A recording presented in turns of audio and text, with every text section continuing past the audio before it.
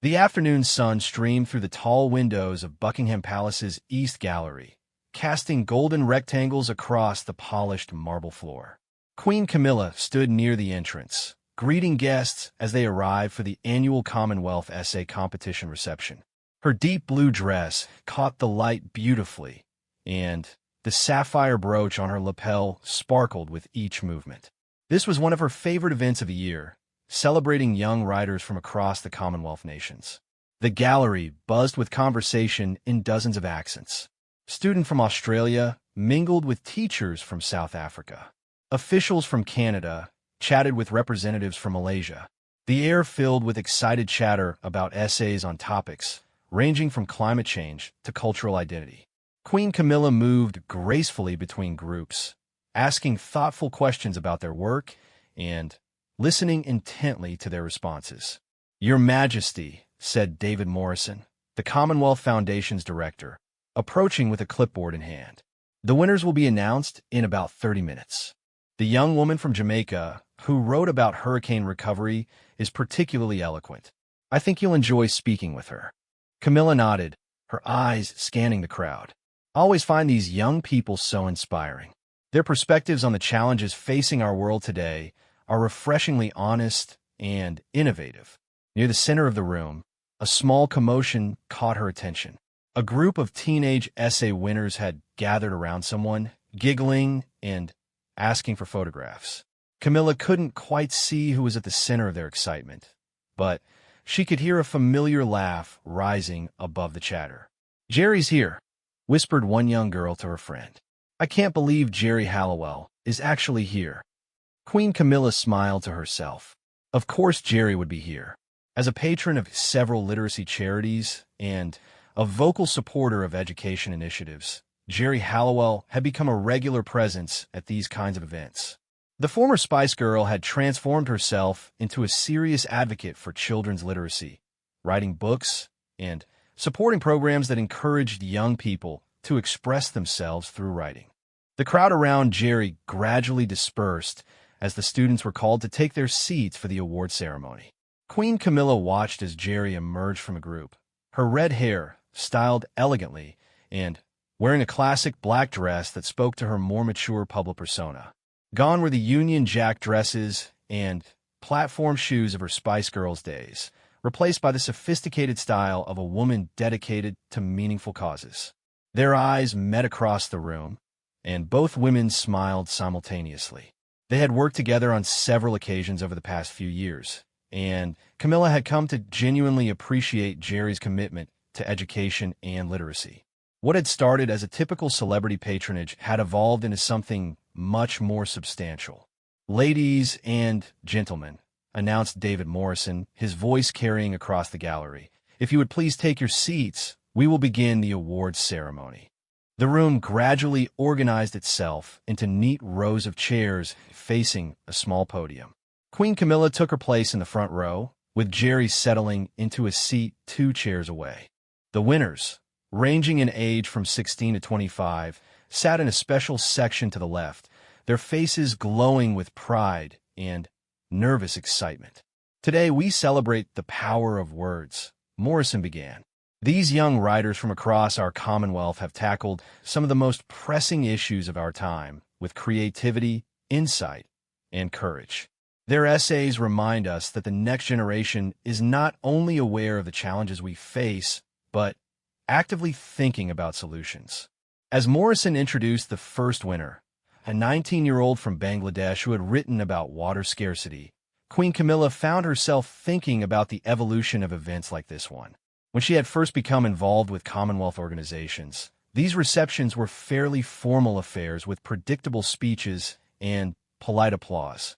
Over time, they had become more dynamic, more interactive, and more genuinely engaging for everyone involved. The young woman from Bangladesh approached the podium with quiet confidence. Her essay, titled "When Wells Run Dry," had examined how climate change was affecting rural communities in her homeland. As she began to read excerpts from her work, the room fell silent. "In my village, the women wake before dawn to walk 3 miles for water that their grandmothers could once find just beyond their gardens," she read. her voice clear and strong. But this is not just a story of hardship. It is a story of adaptation, of communities coming together to find new solutions, of young people like myself learning to think differently about resources we once took for granted. Queen Camilla leaned forward slightly, genuinely moved by the young woman's words and the maturity of her perspective. She glanced sideways and noticed that Geri was equally absorbed, taking notes in a small notebook she had pulled from her purse. After the first winner finished her reading, Morrison introduced the second winner, a young man from New Zealand who had written about indigenous language preservation. His essay explored how digital technology could be used to keep traditional languages alive in modern contexts. My grandfather spoke 4 languages fluently, he explained to the audience. English, French, Spanish, and Te Reo Maori. But when he tried to teach me Te Reo as a child, I resisted. I thought it was old-fashioned, unnecessary in a globalized world. It wasn't until I was in university that I realized what I had lost and what my community was losing every day as fewer young people learned our ancestral language. The young man went on to describe an app he had developed that gamified language learning, making traditional languages accessible and engaging for young people. His presentation included a brief demonstration, and Queen Camilla found herself genuinely impressed by his innovation and passion. As winner after winner took the stage, a pattern emerged. These young people weren't just identifying problems, they were developing solutions. They weren't just complaining about the state of the world. They were actively working to improve it.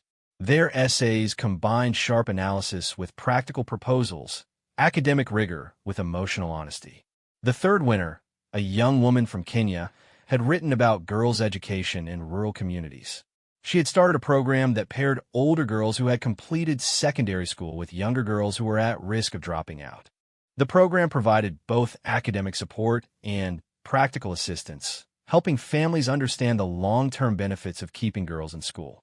Education is not just about individual advancement, she explained to the audience. When you educate a girl, you educate an entire community. She brings new ideas back to her family. She challenges old assumptions. She opens doors for the girls who come after her. My program has helped 43 girls complete their education over the past 3 years, and those girls are now helping others. Queen Camilla applauded enthusiastically, making a mental note to learn more about this program. These were exactly the kinds of grassroots initiatives that the Commonwealth Foundation should be supporting more actively. The fourth winner, a young man from Australia, had tackled the topic of mental health in rural communities. His essay combined personal experience with broader social analysis, examining how isolation and economic pressure affected young people in farming communities. He had started a peer counseling program that used video technology to connect young people across vast distances. When you live hundreds of miles from the nearest city, it can feel like you're dealing with problems that nobody else understands, he explained. My program creates virtual communities where young people can support each other, share experiences, and realize they're not alone. Sometimes the most powerful thing you can hear is someone else saying, "I've been there too." As the ceremony continued, Queen Camilla found herself increasingly energized by what she was hearing. These young people represented hope in its most practical form. They saw problems clearly, but they also saw possibilities. They understood that change often began with individual action and grew through community engagement. During a brief intermission, as guests mingled and enjoyed refreshments, Queen Camilla made her way over to where Geri was standing with several of the essay winners. The young people were asking her about her transition from music to writing, and Geri was answering with characteristic enthusiasm. Writing children's books taught me so much about the power of simple language, Geri was explaining. You have to distill complex ideas into words that a child can understand, but you can't make them simplistic. Children are much smarter than adults often give them credit for. They can handle big topics if you present them honestly and age-appropriately. One of the students, a shy girl from Sri Lanka, asked Geri how she found the courage to speak publicly about causes she cared about. Weren't you nervous about people not taking you seriously because you were a pop star? Geri considered the question carefully before answering. I was terrified, she admitted. For the first few years, I worried constantly that people would think I was just playing dress-up, pretending to care about serious issues. But then I realized that authenticity isn't about your background, it's about your commitment. If you genuinely care about something and you're willing to do the work to understand it deeply, then your voice matters. Queen Camilla stepped closer to the group, and the students immediately straightened, clearly aware of her presence, but trying not to seem overly awed. Camilla had mastered the art of putting young people at ease in these situations. I couldn't help but overhear, she said warmly. Geri raises an important point about authenticity. Each of you has demonstrated that authentic voice in your essays.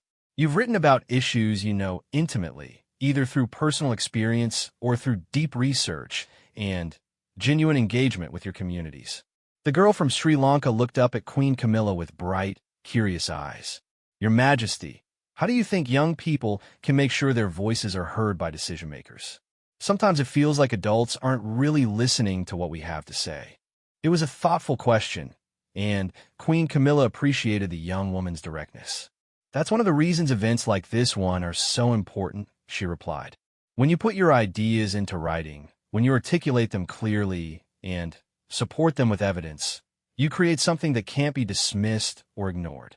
Your essays will be read by educators, policymakers, and community leaders across the Commonwealth. Your words will outlast today's ceremony. Geri nodded in agreement. And don't underestimate the power of persistence. Keep writing, keep speaking, keep engaging with the issues you care about. The adults who matter, the ones who are genuinely interested in making positive change, will listen. They're looking for exactly the kind of fresh perspectives and innovative solutions you're providing. The conversation was interrupted by Morrison's voice calling everyone back to their seats for the final portion of the ceremony. As the group began to disperse, Queen Camilla found herself walking alongside Geri toward the front of the room. They're remarkable, Geri said quietly, referring to the young essay winners. Every year I'm amazed by their insight and creativity. It gives me so much hope for the future. Camilla agreed completely. I find these events incredibly energizing. It's easy to become pessimistic when you focus on current challenges, but when you hear from young people like these, you remember that every generation has the potential to solve problems that seemed insurmountable to the generation before. They took their seats as Morrison introduced the final winner, a young man from Ghana who had written about sustainable agriculture. His essay explored how traditional farming techniques could be combined with modern technology to increase crop yields while protecting the environment. My grandfather was a farmer, and my father is a farmer, he began. For a long time, I thought that meant I would become a farmer too. But I want to study engineering. I thought I had to choose between honoring my family's tradition and pursuing my own interests. It took me years to realize that I could do both. The young man went on to describe how he had developed a simple irrigation system that used solar power to deliver water more efficiently to crops. The system was affordable enough for small-scale farmers to implement, and it had already been adopted by dozens of farming communities in his region. Innovation doesn't always mean abandoning tradition, he concluded. Sometimes it means finding new ways to honor old wisdom. My grandfather taught me to read the land, to understand the rhythms of planting and harvesting. Engineering school taught me to design systems that work with those rhythms instead of against them.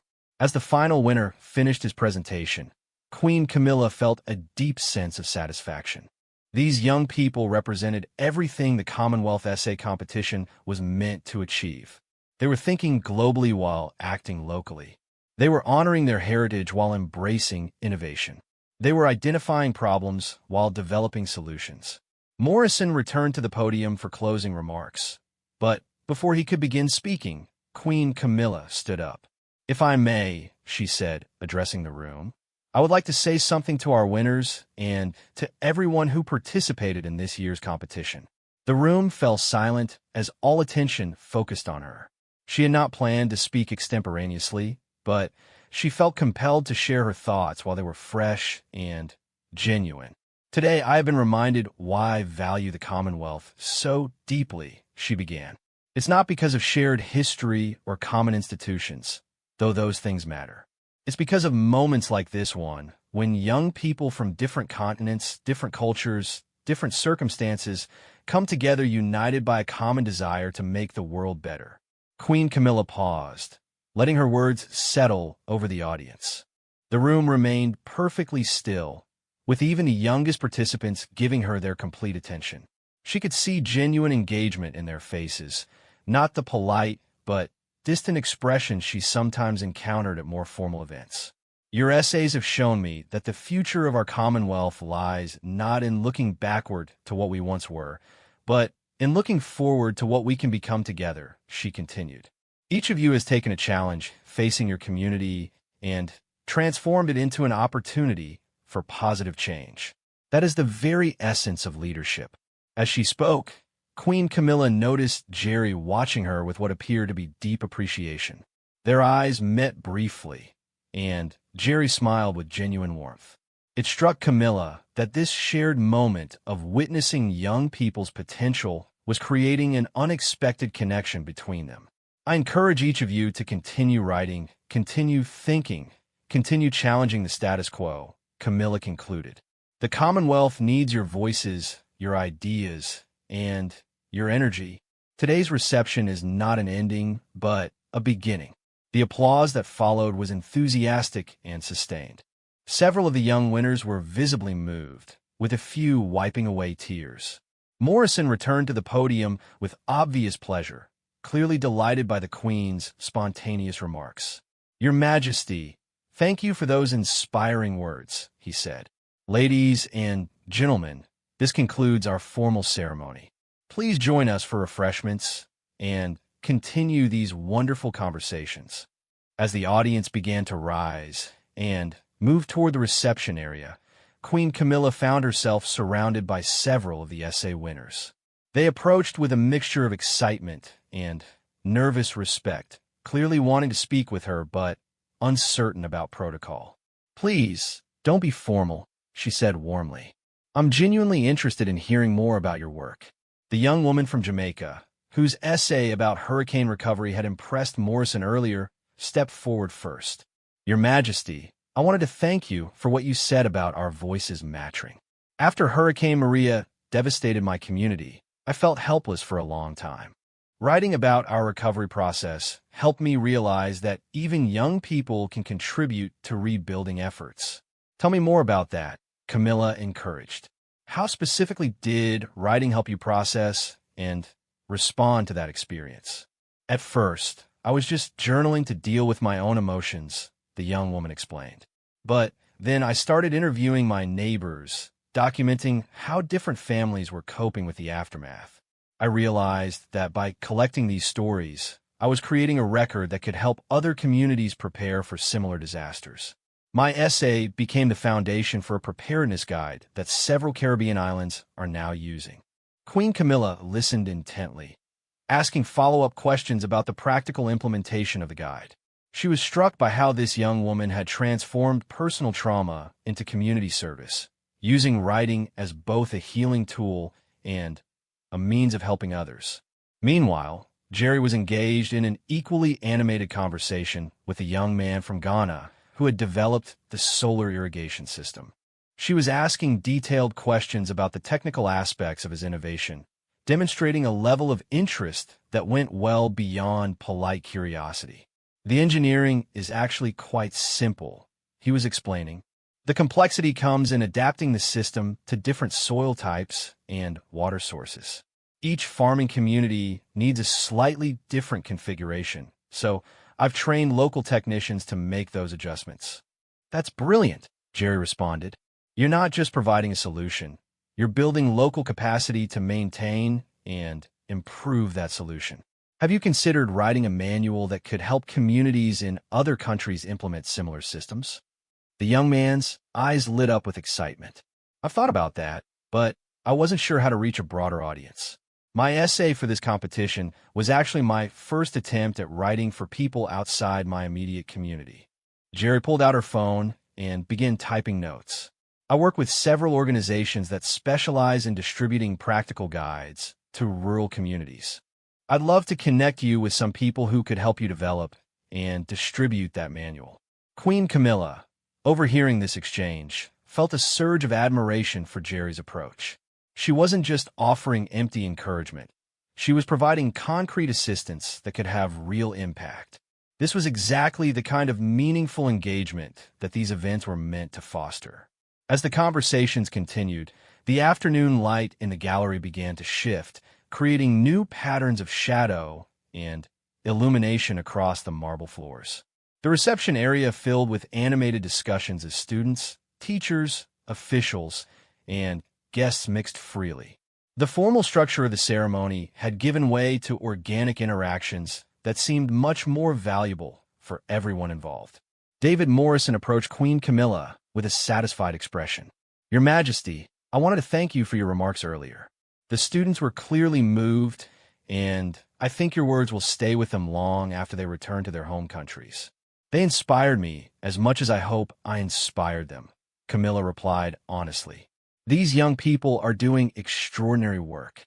We should be doing more to support their initiatives." Morrison nodded enthusiastically. "Actually, that's something I've been hoping to discuss with you. The Commonwealth Foundation has been exploring ways to provide follow-up support for essay competition winners. We're considering a pilot program that would offer small grants for winners who want to expand their projects or develop new initiatives based on their essay topics." Queen Camilla's interest was immediately piqued. "Tell me more about that. How would it work?" "We're still developing the details, but the basic idea is to provide winners with modest funding, perhaps £500 to £1,000, along with mentorship from professionals in relevant fields. The goal would be to help them take their ideas from the essay stage to actual implementation." "I think that's an excellent proposal," Camilla said. "Writing about solutions is valuable, but supporting young people to actually implement those solutions would be transformative." As they discussed the potential program, Queen Camilla noticed that Geri was moving from group to group, engaging with different students and collecting contact information. She seemed to be making genuine connections rather than simply making polite conversation. The young woman from Kenya, who had started the girls' education program, was now speaking with several other winners about the possibility of adapting her model for different cultural contexts. The conversation had evolved into an impromptu brainstorming session about cross-cultural educational exchange. "The principles are universal," she was explaining, "but the implementation has to be locally specific. In Kenya, the biggest barriers are economic. Families need immediate income more than long-term educational benefits. In other countries, the barriers might be cultural or logistical." The young man from New Zealand, who had developed the language preservation app, leaned forward with interest. "What if we created a network of education programs across different Commonwealth countries? We could share strategies and adapt successful approaches to local contexts." "That's exactly what the Commonwealth should be facilitating," added the young woman from Australia, who had written about rural mental health services. "Instead of each country solving the same problems in isolation, we could be learning from each other's successes and failures." Queen Camilla found herself drawn into this conversation, impressed by how quickly these young people had moved from individual presentations to collaborative planning. "You're describing exactly the kind of cooperation that the Commonwealth was designed to foster," she observed. "Have any of you considered proposing this kind of network formally?" The students exchanged glances, clearly excited by the possibility, but uncertain about how to proceed. Geri, who had been listening from the edge of the group, stepped forward with a practical suggestion. "What if we started with a pilot program involving just a few projects?" she suggested. "You could document the collaboration process, measure the outcomes, and use that data to make a case for broader institutional support." The young woman from Kenya nodded eagerly.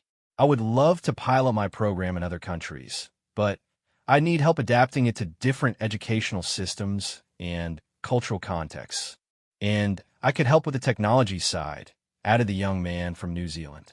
"My language app could be modified to support educational programs in different languages."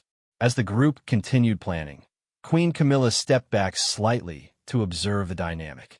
These young people were demonstrating exactly the kind of innovative, collaborative thinking that organizations like the Commonwealth Foundation should be cultivating and supporting. More importantly, they were showing that such collaboration came naturally to their generation when given the right opportunities. David Morrison joined her observation point, clearly pleased by what he was witnessing. "This is exactly what we hoped would happen at these receptions," he said quietly. "The formal ceremony is important for recognition, but these spontaneous collaborations are where the real value lies. It makes me think we should be structuring these events differently," Camilla mused. "Perhaps less time on formal presentations and more time on facilitated networking and collaboration sessions." Morrison pulled out his notebook and began jotting down ideas. "We could organize future receptions around thematic workshops. Students working on similar issues could spend time together developing joint proposals." As the afternoon progressed, several distinct collaboration groups emerged organically.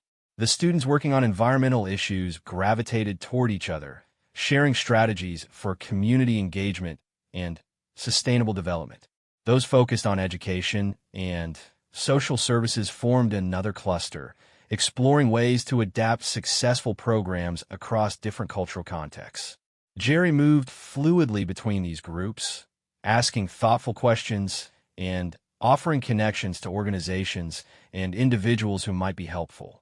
Queen Camilla watched with growing appreciation as Geri demonstrated exactly the kind of engaged, practical support that could make a real difference in these young people's ability to implement their ideas. Around 4 o'clock, Morrison announced that the formal reception would be concluding in 30 minutes, but several guests requested permission to continue their conversations. The palace staff, clearly accustomed to such requests, quickly arranged for additional refreshments and reconfigured the seating to support ongoing discussions.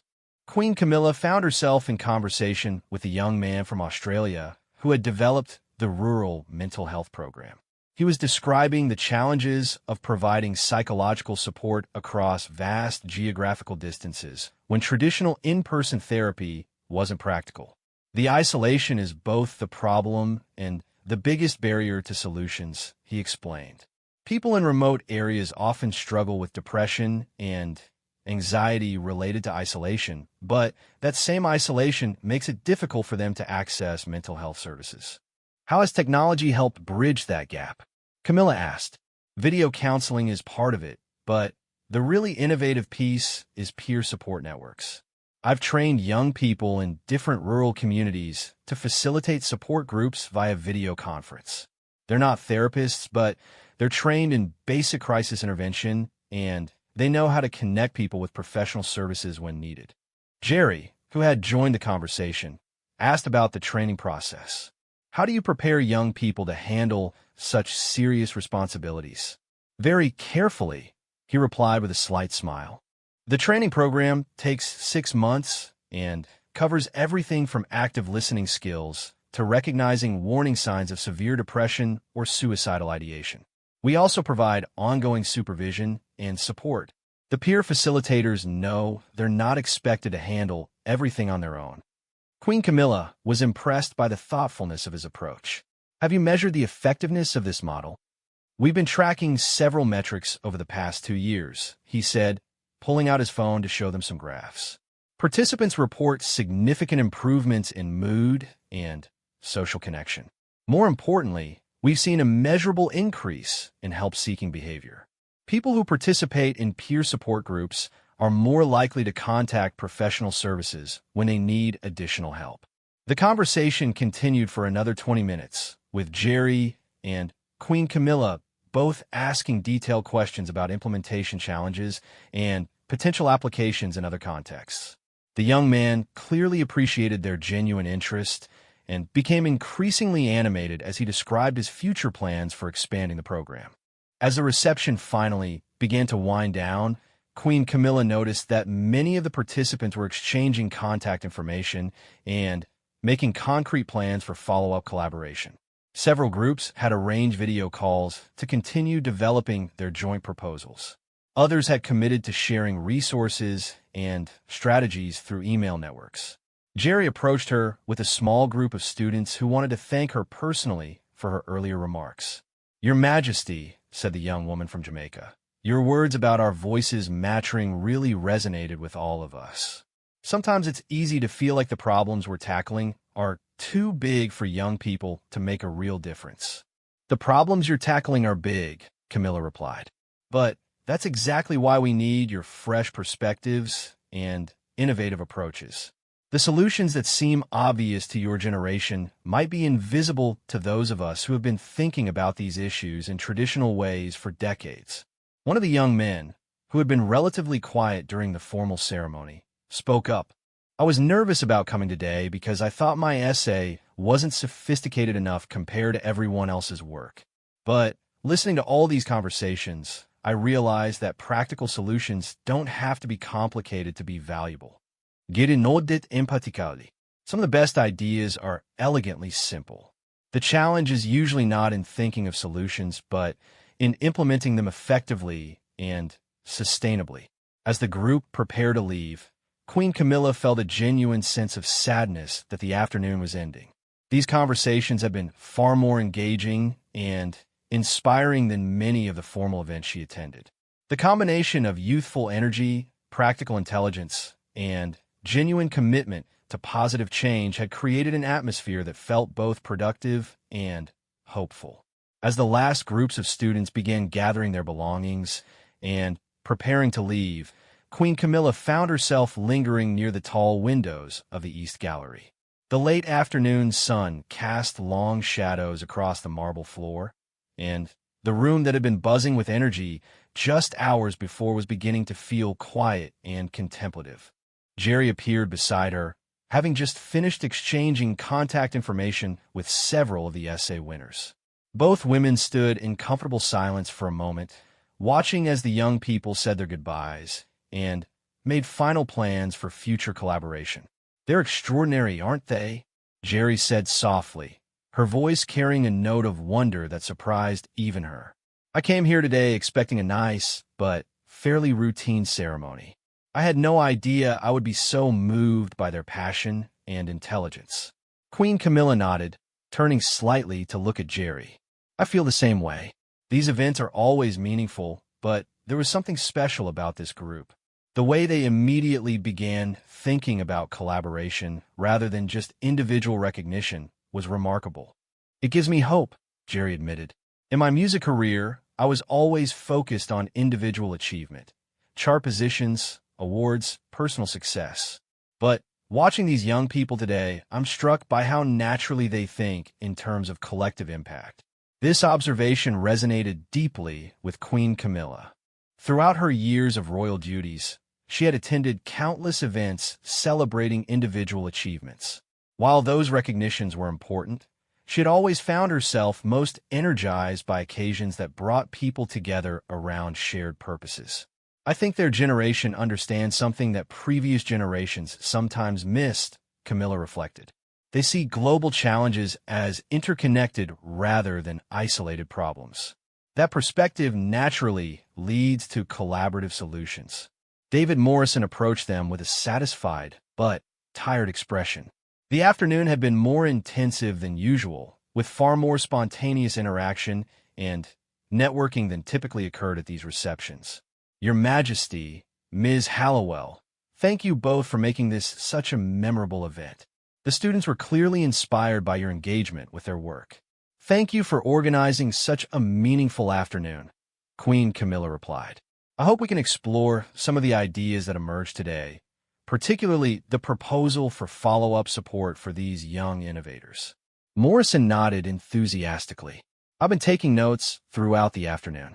The spontaneous collaborations we witnessed suggest that we should restructure future events to facilitate more of this kind of interaction." Geri looked thoughtful. "What if we created an ongoing network for Commonwealth essay competition winners? Not just a one-time reception, but a platform for continued collaboration and support." "That's exactly what I was thinking," Morrison replied, pulling out his notebook. "We could establish an online platform where winners could share updates on their projects, request assistance with specific challenges, and connect with mentors in relevant fields. Queen Camilla found herself genuinely excited by this proposal. The Commonwealth Foundation could serve as the coordinating organization, but the network itself could be largely self-governing. These young people have demonstrated that they don't need extensive oversight. They need resources and connections. As they discussed implementation details, several staff members began the process of clearing the reception area. The palace had hosted hundreds of similar events over the years, but this one felt different to everyone involved. The energy had been more dynamic, the conversations more substantive, and the outcomes more concrete than usual. "I should start heading home," Geri said, glancing at her watch. "But before I go, I wanted to mention something. Several of the students asked for my contact information, and I'd like to follow through on the connections I promised to facilitate. Would it be appropriate for me to reach out to you if I need advice on the best ways to support their projects?" Queen Camilla was touched by Geri's commitment to following through on her promises. "Of course, I would welcome the opportunity to continue supporting these young people's work. Perhaps we could arrange to meet periodically to discuss their progress and identify additional ways to help." "I would love that," Geri replied with genuine warmth. "I have to admit, when I first became involved with literacy charities, I wasn't sure how substantial my contribution could be. But conversations like today's remind me that passion and commitment can be just as valuable as formal expertise." "Your contribution today was significant," Camilla assured her. "You weren't just offering encouragement, you were providing concrete assistance and genuine engagement. That's exactly what these young people need." As they continued talking, both women realized that something unexpected had emerged from the afternoon's interactions. What had begun as a formal reception had evolved into something more personal and meaningful. They had discovered shared values and complementary perspectives that suggested the possibility of ongoing collaboration. "You know," Geri said with a slightly hesitant smile, "I've always admired your commitment to education and literacy initiatives. Your work with reading programs and adult education has made a real difference in so many communities." Queen Camilla appreciated the acknowledgement, but deflected the focus back to their shared interests. "These issues require sustained effort from many people working together. What impressed me about your engagement today was how naturally you connected with the students and how seriously you took their ideas." "They deserve to be taken seriously," Geri replied. "Their essays were more thoughtful and innovative than many professional reports I've read on similar topics." Morrison, who had been listening to their exchange while organizing his notes, looked up with interest. "Actually, that raises an important point. We should consider ways to ensure that these essays reach broader audiences. The insights and proposals these young people have developed could inform policy discussions and program development across the Commonwealth. Could we publish a collection of the winning essays?" Queen Camilla suggested, "Not just as a commemorative volume, but as a serious contribution to discussions about sustainable development, education policy, and social innovation." Geri's eyes lit up with excitement. "I could help with that. Through my publishing connections, I could explore options for distribution that would reach both academic and general audiences. We should also consider digital publication," Morrison added. "These essays could be made freely available online, with accompanying discussion guides for educators and policymakers." As they developed this idea, the conversation became increasingly animated.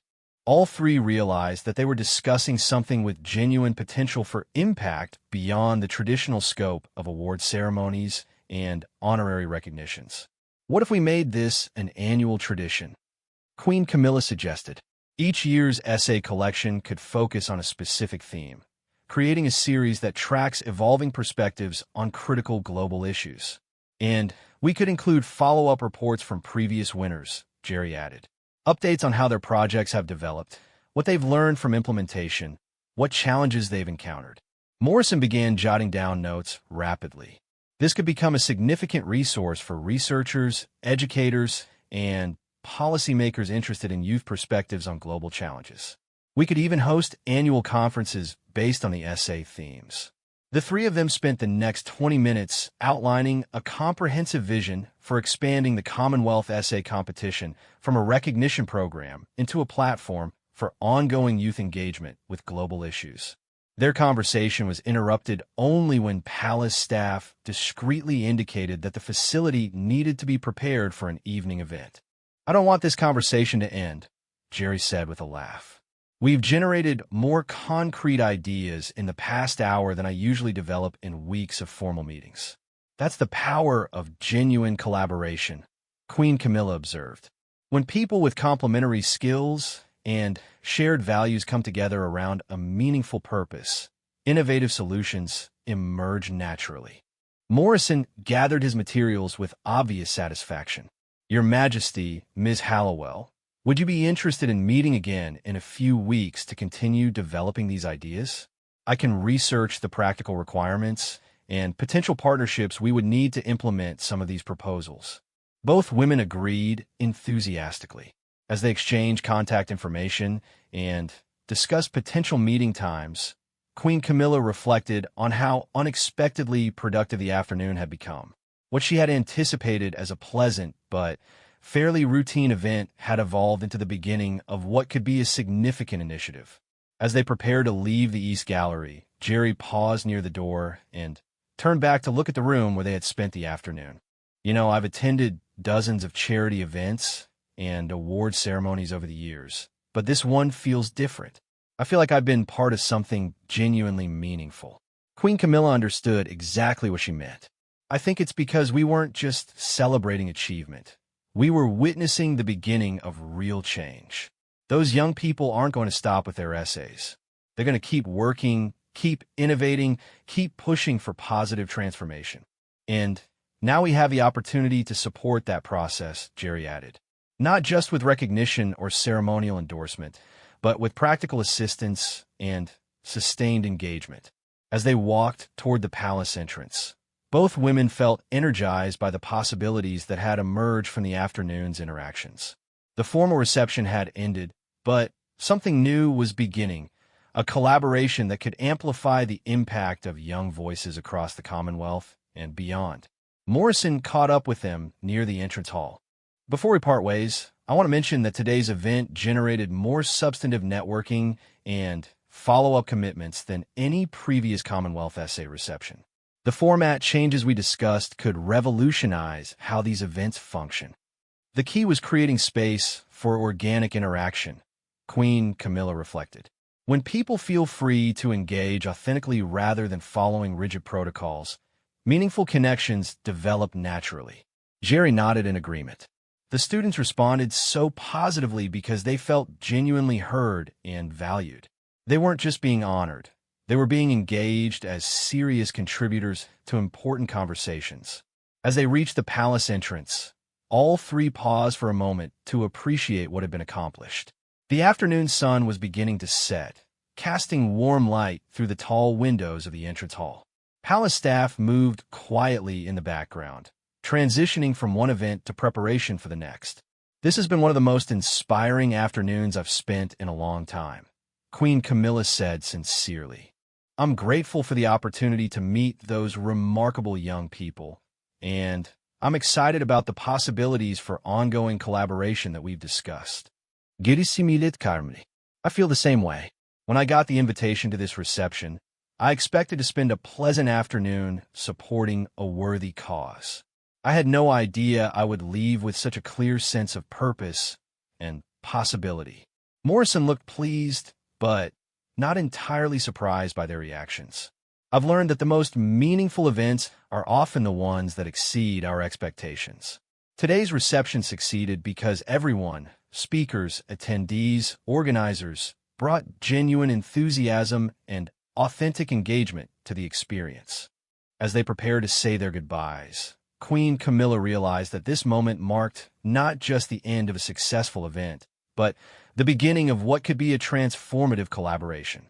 The connections formed this afternoon between students, between supporters, between ideas, and practical implementation had the potential to create lasting positive change. "I look forward to our next meeting," she said to both Geri and Morrison. Let's make sure we maintain the momentum and energy that those young people generated today. Absolutely, Geri replied. They've shown us what's possible when passion meets practical action. Now it's our responsibility to provide the support and resources they need to realize their full potential. As the three collaborators finally parted ways, each felt a deep sense of satisfaction about the afternoon's accomplishments and genuine excitement about the possibilities that lay ahead.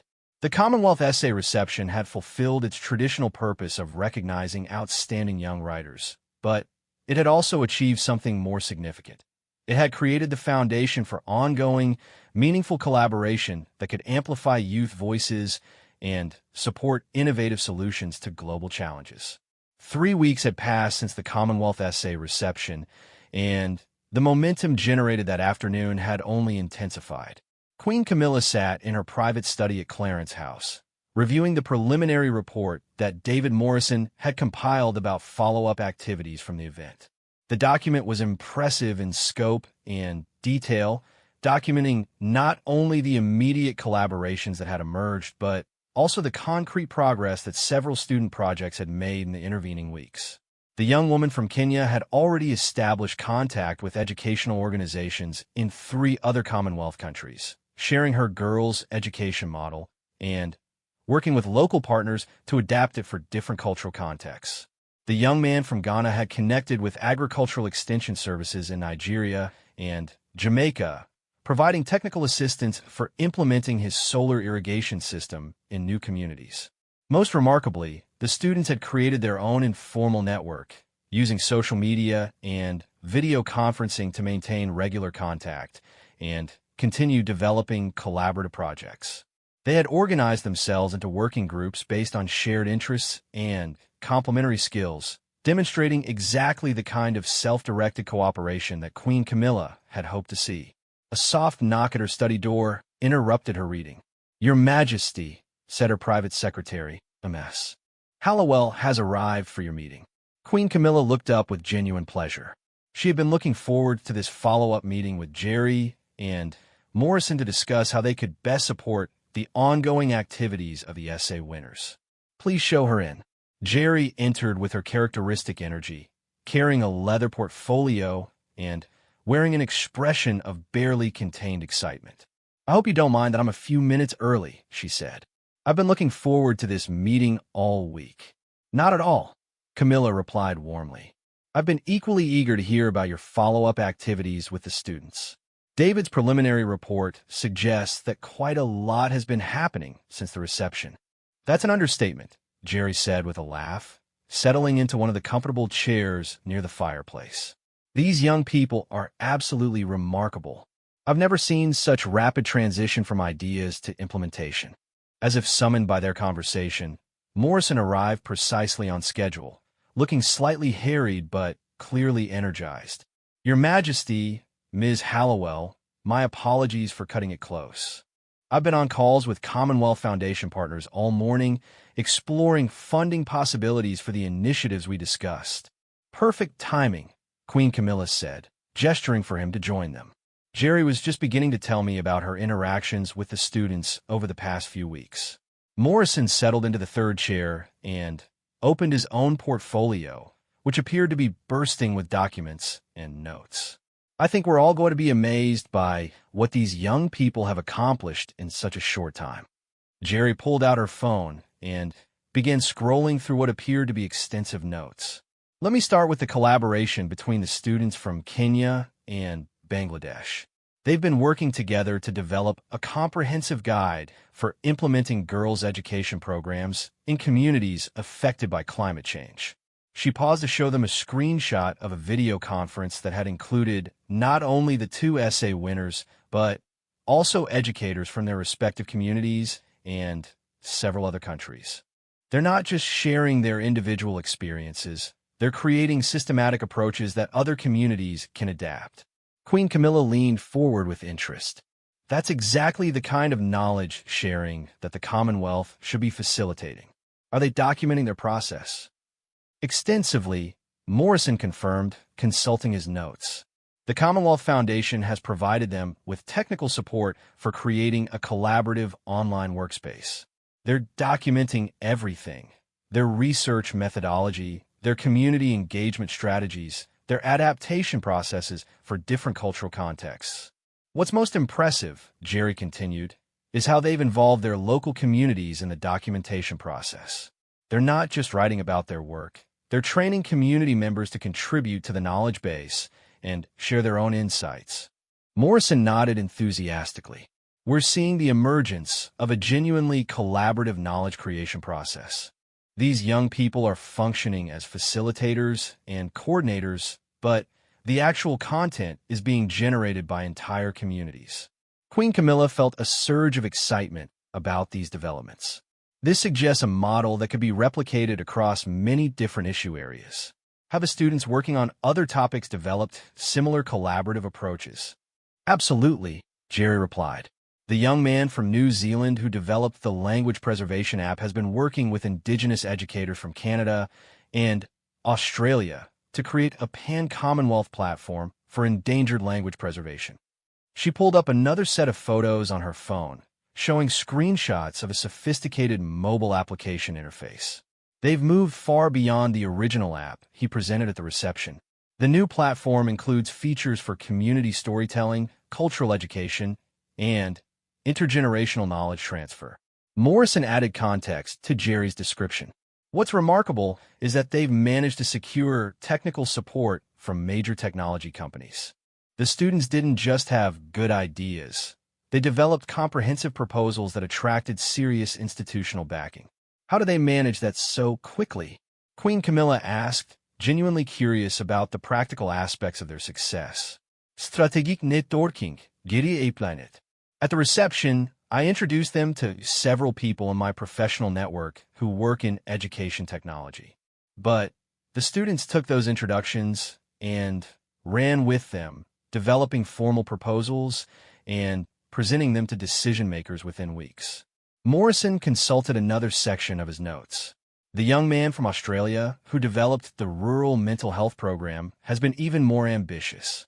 He's established partnerships with mental health organizations in 6 Commonwealth countries to pilot his peer support model in different cultural contexts. 6 countries? Queen Camilla repeated, impressed by the scope of expansion. Canada, South Africa, India, New Zealand, Jamaica, and the United Kingdom, Morrison confirmed. Each pilot program is being adapted to local contexts, but they're all sharing data and strategies through a coordinated research framework. Geri shook her head in admiration. I've been in touch with several of the young people involved in this project. Their level of sophistication in terms of research design and cross-cultural collaboration is extraordinary. What kind of support have they been receiving? Queen Camilla asked, wanting to understand the practical foundation for these impressive developments. That's where our follow-up efforts have been crucial, Morrison explained. The Commonwealth Foundation has provided modest financial support, small grants of £500 to £1,500 per project. But more importantly, we've facilitated connections with established organizations that can provide technical assistance and institutional credibility. Geri added her own perspective on the support question. I've been using my network to connect students with mentors in relevant professional fields. But what's been most valuable is helping them navigate institutional structures, understanding how to approach foundation officials, how to write grant proposals, how to present their ideas to potential partners. Queen Camilla nodded thoughtfully. So you've been providing a combination of financial support, technical assistance, and strategic guidance. Exactly, Morrison confirmed. And the results have exceeded our most optimistic expectations. These young people don't just have good ideas. They have the energy and commitment to implement them effectively. What about the broader network we discussed? Queen Camilla asked. Have the students maintained contact with each other across different projects? Geri's expression became even more animated. That's perhaps the most exciting development of all. They've created an informal Commonwealth Youth Innovation Network that meets monthly via video conference. They share updates on their individual projects, request assistance with specific challenges, and collaborate on cross-cutting issues. She pulled up a calendar on her phone showing a series of scheduled meetings and collaborative working sessions. They've organized themselves into working groups around themes like climate adaptation, education innovation, and social enterprise development. But they also maintain connections across themes, looking for opportunities to integrate their approaches. Morrison added impressive details about the scope of this self-organized network. We're tracking participation from 27 countries across the Commonwealth. The network includes not only this year's essay winners, but also winners from previous years who became interested in the collaborative model. 27 countries, Queen Camilla repeated, clearly amazed by the rapid growth. The students have been actively recruiting participants from their home countries and institutions, Geri explained. They're identifying other young people working on similar issues and inviting them to join the network. It's become a genuine grassroots movement. Morrison consulted his notes again. The most recent network meeting included over 60 participants. They're discussing the possibility of organizing a Commonwealth Youth Innovation Summit for next year. Queen Camilla felt a deep sense of satisfaction about these developments. This is exactly what we hoped would emerge from the reception, but the scale and speed of growth has far exceeded what any of us anticipated. I think the key factor has been the students' sense of ownership, Geri observed. We provided initial support and facilitation, but they've taken complete responsibility for developing and maintaining the network. They're not waiting for adult approval or institutional permission. They're simply doing the work. And the quality of that work is exceptional, Morrison added. I've reviewed several of their collaborative project reports, and they demonstrate sophisticated understanding of complex social and technical issues. Queen Camilla stood up and moved to the window, looking out at the garden while processing what she had heard. The scope of impact that had emerged from a single afternoon's event was remarkable, but what impressed her most was the students' demonstration of authentic leadership and sustainable collaboration. I'm curious about sustainability, she said, turning back to face Geri and Morrison. How confident are we that these networks and collaborations will continue to develop over time? Morrison considered the question carefully before responding. The financial sustainability requires ongoing attention. The small grants we provided have been crucial for getting projects started, but most of these initiatives will need additional funding to reach full scale. But the collaborative infrastructure seems quite robust, Geri added. The students have developed their own communication systems, project management processes, and knowledge-sharing protocols. They're not dependent on external organizations to maintain their network. What about institutional support? Queen Camilla asked. Are universities, governments, and established organizations beginning to take notice of their work? Increasingly, yes, Morrison replied with satisfaction. Several universities have invited network participants to present their projects at academic conferences. Government agencies in multiple countries have requested briefings on specific initiatives. Geri pulled out a folder containing what appear to be newspaper clippings and printed articles. The media attention has been quite positive as well. There have been feature articles about individual projects in national newspapers across the Commonwealth. The collaborative approach seems to resonate with journalists and editors. Queen Camilla returned to her chair, feeling energized by the comprehensive update on post-reception developments. It sounds like we've achieved something quite rare, an initiative that has generated sustained impact beyond its original scope and timeline. I think that's because we tapped into something that was already waiting to happen, Geri reflected. These young people were looking for opportunities to collaborate and make meaningful contributions. We just provided a platform that made those connections possible. Morrison nodded in agreement. The essay competition has been successful for years in terms of recognizing individual achievement. But this year's reception model created space for collaboration that revealed enormous untapped potential. So what are our next steps? Queen Camilla asked, ready to discuss how they could continue supporting these remarkable developments. I think we have several opportunities, Morrison began, consulting a different section of his notes. First, we can formalize some of the support we've been providing informally. Second, We can help connect the network with additional resources and partners. Third, we can document and share their collaborative model so it can be replicated in other contexts. Geri leaned forward with evident enthusiasm. I'd like to propose something additional. What if we organized a special reception specifically focused on celebrating and supporting the collaborative projects that have emerged? Not an award ceremony, but a working session where students can present their progress and connect with potential partners and fund. It would provide recognition for what they've accomplished while creating opportunities for continued development. As they began discussing the logistics and timing for such an event, all three felt a renewed sense of excitement about the possibilities ahead. The Commonwealth essay reception had planted seeds that were growing into something much more significant than any of them had initially imagined. 6 months after the original Commonwealth essay reception, Buckingham Palace's state dining room had been transformed into an innovative showcase space.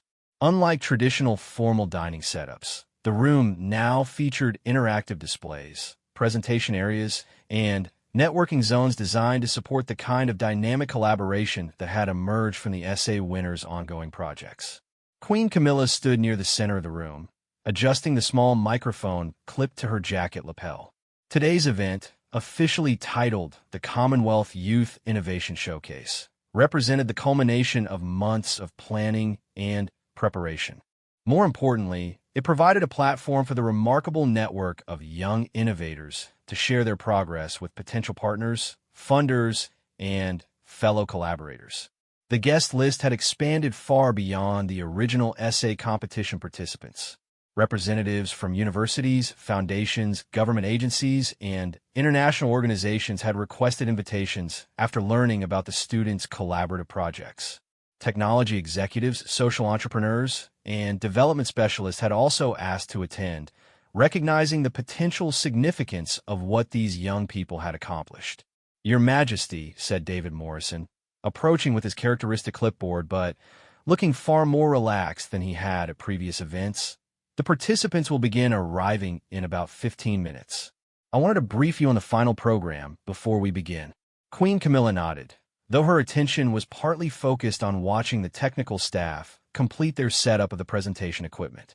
Today's event would feature live video connections with project sites across the Commonwealth, allowing attendees to see the real-world impact of the students' work rather than just hearing descriptions. "The format is quite different from traditional receptions," Morrison continued. "We'll have 3 working sessions, each focused on a different theme: education and cultural preservation, sustainable development, and environmental innovation, and social enterprise and community building. And Geri will be facilitating one of the sessions." Queen Camilla asked, having been pleased to learn of Geri's increased involvement in the planning process. "She'll be leading the education and cultural preservation session," Morrison confirmed. Her experience with literacy programs and her connections in the publishing and media industries have made her particularly valuable for supporting the students working on educational innovations.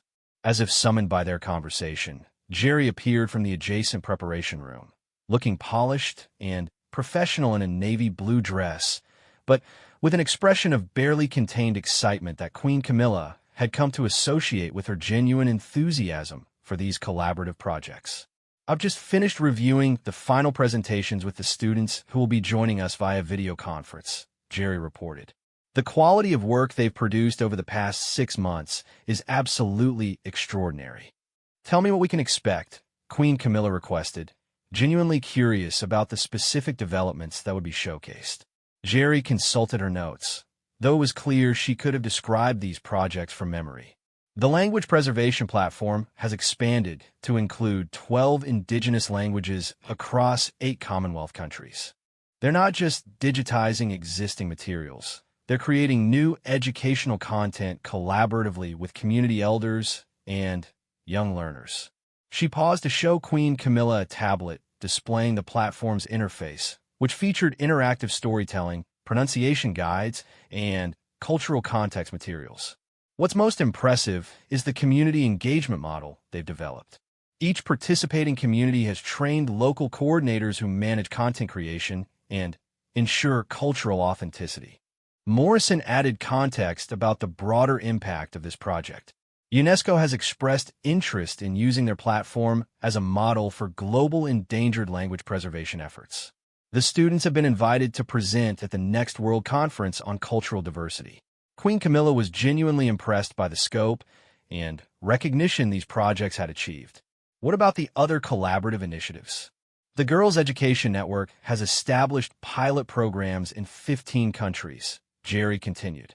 They've developed a comprehensive methodology for adapting educational support programs to local contexts while maintaining core effectiveness principles. She showed Queen Camilla a series of photographs from different project sites, displaying young women engaged in various educational activities, some in traditional classroom settings, others in community centers, mobile learning units, and even outdoor locations adapted for educational purposes.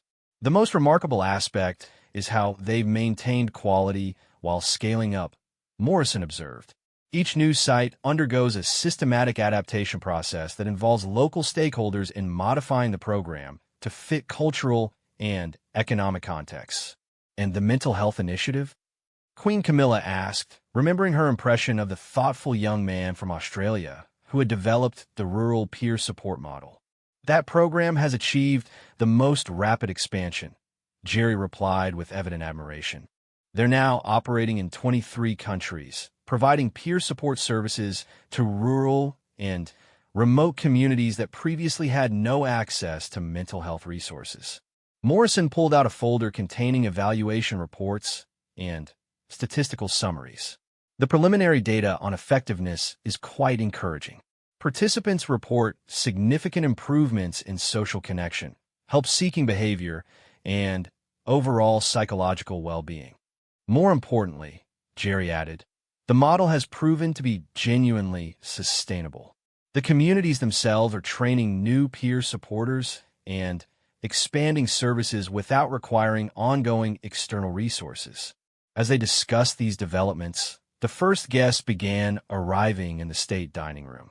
Queen Camilla was pleased to see that the early arrivals included several of the original essay winners, now looking more confident and professionally polished than they had 6 months earlier, but maintaining the same infectious enthusiasm for their work.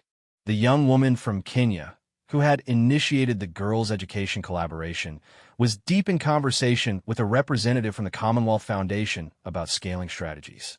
The young man from Ghana was demonstrating his irrigation system to a group of agricultural development specialists using a tablet-based simulation. "Your Majesty," said a familiar voice, and Queen Camilla turned to see the young man from Australia, approaching with a warm smile.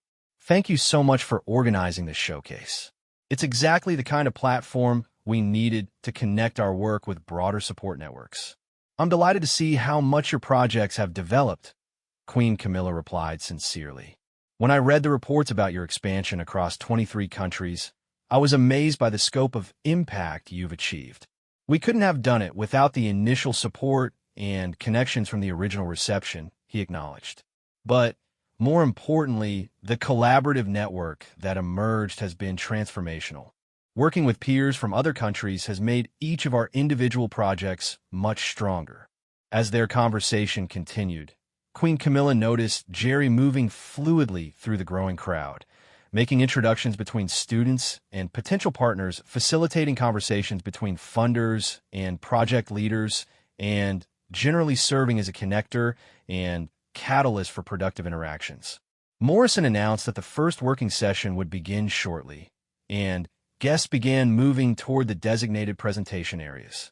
The state dining room had been configured with multiple zones that could function simultaneously, allowing different conversations and demonstrations to occur without interference. Queen Camilla found herself in the Sustainable Development session, where the young man from Ghana was presenting his solar irrigation system alongside a newly developed water purification technology created by a student from India who had joined the network after the original reception. The key insight he was explaining to a group of development specialists and technology executives was realizing that rural communities need integrated solutions, not individual technologies. Our collaboration has produced a comprehensive system that addresses water access, agricultural productivity, and energy independence simultaneously. The presentation included live video connections to 3 different installation sites, allowing attendees to see the technology in operation and hear directly from community members about its impact.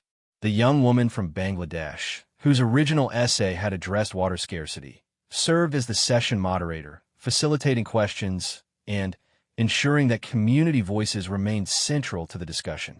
The sustainability model is crucial, she explained to the audience. Each installation includes comprehensive training for local technicians, ongoing maintenance support, and a framework for communities to adapt and modify the system based on their specific needs and resources. Queen Camilla listened with growing admiration as these young people demonstrated not only technical innovation, but sophisticated understanding of the social and economic factors that determined whether new technologies would actually improve people's lives. In the adjacent education and cultural preservation session, Geri was facilitating a presentation by the language preservation team that included live connections to community centers in New Zealand, Canada, and Australia.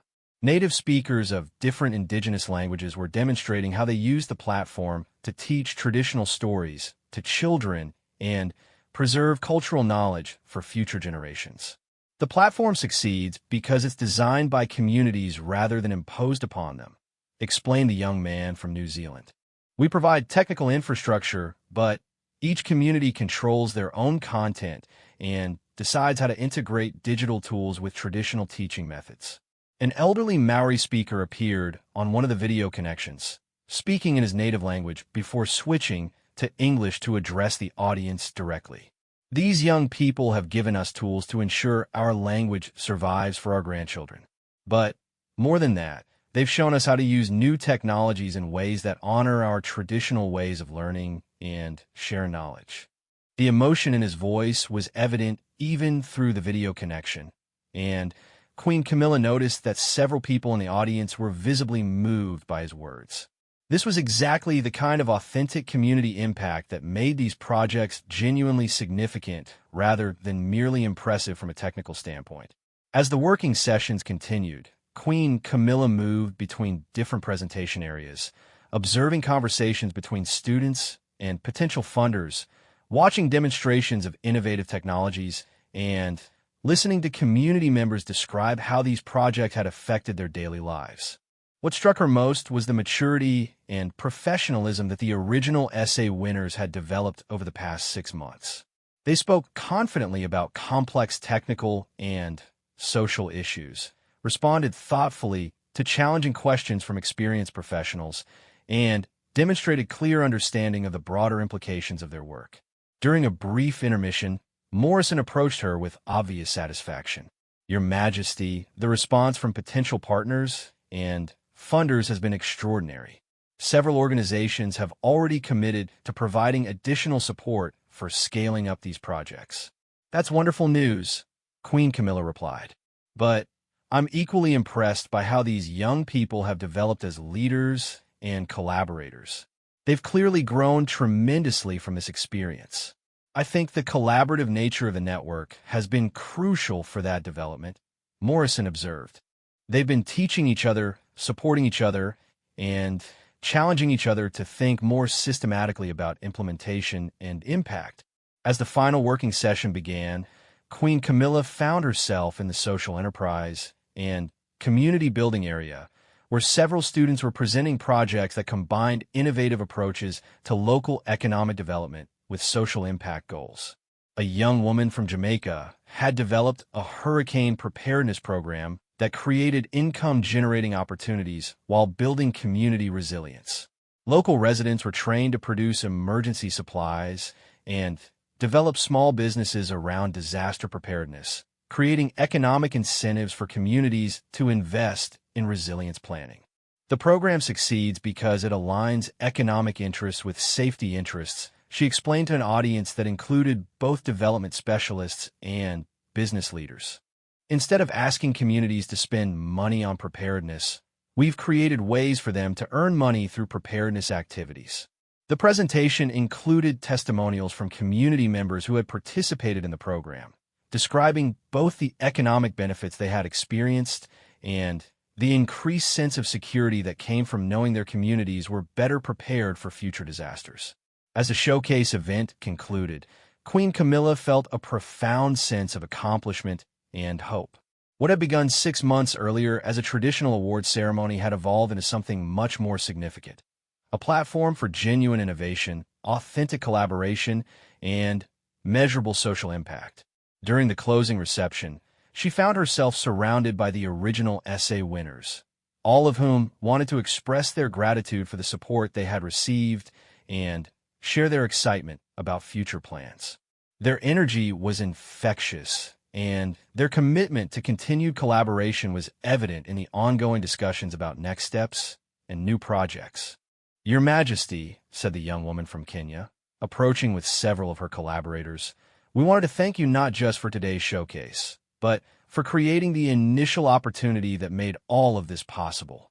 The original reception changed our lives in ways we never could have imagined." Queen Camilla was genuinely moved by their appreciation, but she was also clear about where credit belonged. "You've achieved remarkable things through your own talent, commitment, and hard work. We simply provided a platform that allowed your capabilities to become visible." Geri joined the group conversation, looking slightly tired but enormously satisfied. What these young people have accomplished demonstrates the power of authentic collaboration and sustained support. They've shown that with the right resources and connections, young innovators can create transformational change remarkably quickly. As the afternoon concluded and guests began to depart, Queen Camilla reflected on the journey that had led from a single essay reception to this comprehensive showcase of youth innovation. The most satisfying aspect was not just the individual projects that had been developed, but the sustainable network of collaboration that would continue generating new initiatives and supporting emerging leaders long into the future.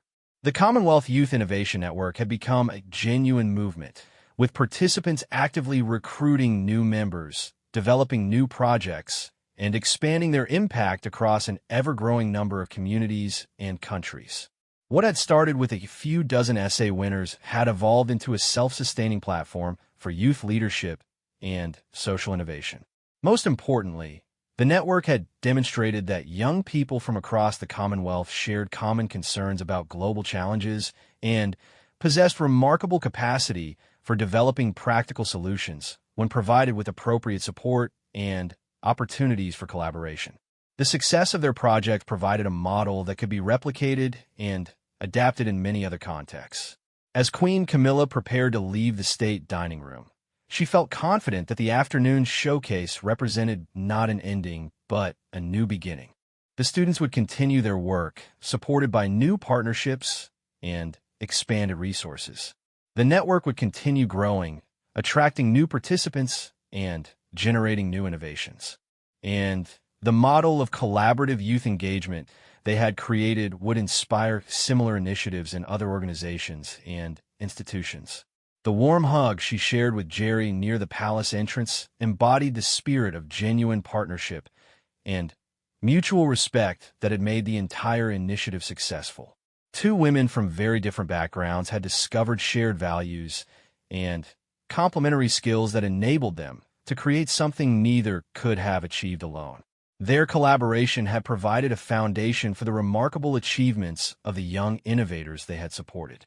As they parted ways that evening, both women carried with them a deep sense of satisfaction about what had been accomplished and genuine excitement about the possibilities that lay ahead. The Commonwealth essay reception had become something far more significant than either had initially imagined, creating lasting impact that would continue growing and evolving for years to come.